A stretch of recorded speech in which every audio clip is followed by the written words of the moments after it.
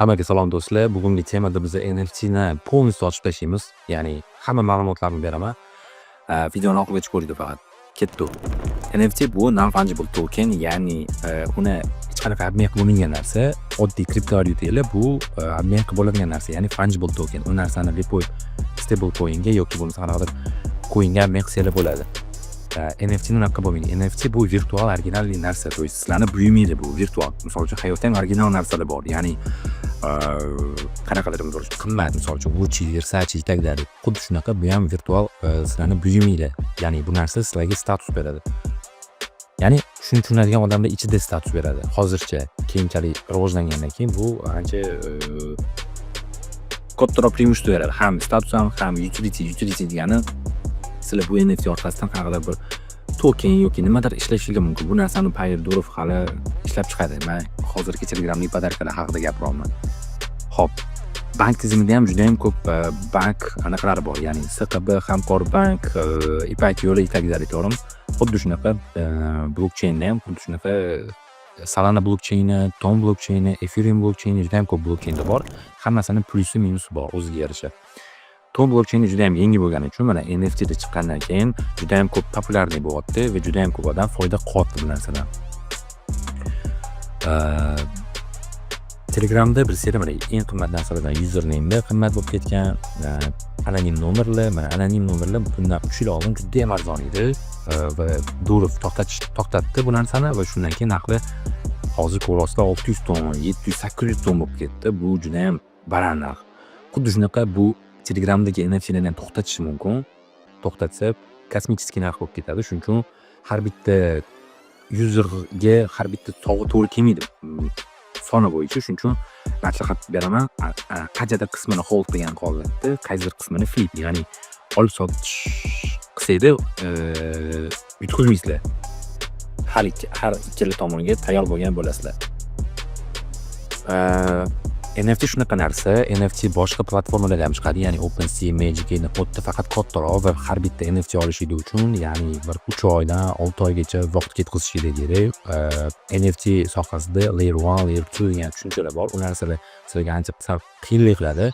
Oldin shu narsalardan boshlab Telegramdagi podarkalar haqida, NFTlar haqida ozgina tushunchaga ega bo'lganingizdan keyin men u narsalar haqida alohida mavzu qilib tushuntiraman. Faqat bu narsalarni sizlar oldin zo'r tushunolishinglar kerak. Vot. Endi bilsanglar Telegram podarkalari yanvar oyida chiqdi. To есть NFT ga aylandi. Podarkalar o'tgan yil chiqishni boshlagan. Yanvarda NFT ga aylanishni boshladi va o'sha payti hold qilganlar hozir juda ham katta foydaga kirdi. Bu narsani ko'pchilik biladi. Ayniqsa qora foliyli oxirgi payti juda ham aniq bo'lib ketdi. Nimagaki Durov o'zi juda ham ko'p qora fonli podarkalarni tanlab hold qilyapti, sotib oldi va premium egasi bo'lsangiz, siz akkauntingizda hech qanaqa qora fon qila olmaysiz. Shuning uchun обязательно podarka sotib olsangiz, shunaqa qora qila olasiz. Bu ham bitta faktor. To есть u narsani narxi oshishiga. Podarkalar bundan keyin yana narxi oshishi kerak. Faqat sal bozor nafas olish kerak. To есть juda ham rost bo'ldi, o'sdi hamma narsa. Yana endi blokdan chiqayotgan podarkalar bor va hokazo.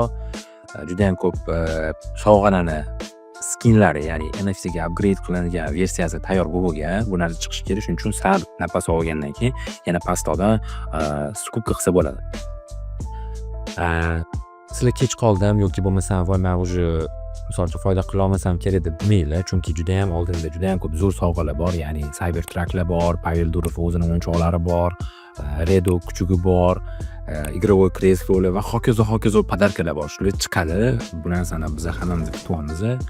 Chiqsa olib qo'ysa kerak. Bu ishlarni juda ham katta yutug'ida bo'ladi. NFT da risk juda ham katta emas. Risk bu ishlarni vaqt keladi. To есть olib qo'yasiz va hold qilasizlar. Bu narsa faqat Telegramdagi NFT-da emas, boshqa NFT-larda ham xuddi shunaqa. Sizlarga ketadigan resurs faqat vaqt. Ani tradingga o'xshab pulinglar, asabiylar, boshqa narsaga ketmaydi. Shu plus tomoni bor. O'zbekistonda men NFT sohasini rivojlantirishga, tushuntirishga, bu narsani juda ham ko'p joyga tarqatishga harakat qilaman, chunki juda ham narsa, yaxshi narsa. Bu narsa endi rivojlanib kelayotgan narsa. Blockchain o'zi rivojlanib kelayotgan narsa. Blockchain qayerda rivojlansa, shu joyda korrupsiya bo'lmaydi.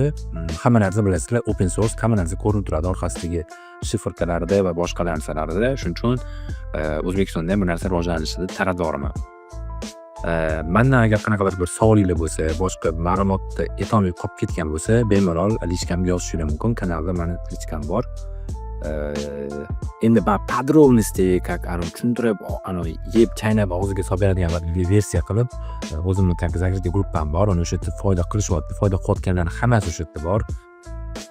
O'sha yerga qo'shilib bemalol menga xohlagan savollarni berishingiz mumkin. Shundoq ham berib men javob beraman. Endi bitta-ikkita savollarga javob berishim mumkin. Endi padriyat savol bersanglar, men o'sha gruppaga qo'shilib olsanglar, men beraman va bulardan tashqari, misol uchun depoziti yo'q odamlar uchun ham men alohida proyektlarni tashlab turaman, чтобы depozit qolish uchun.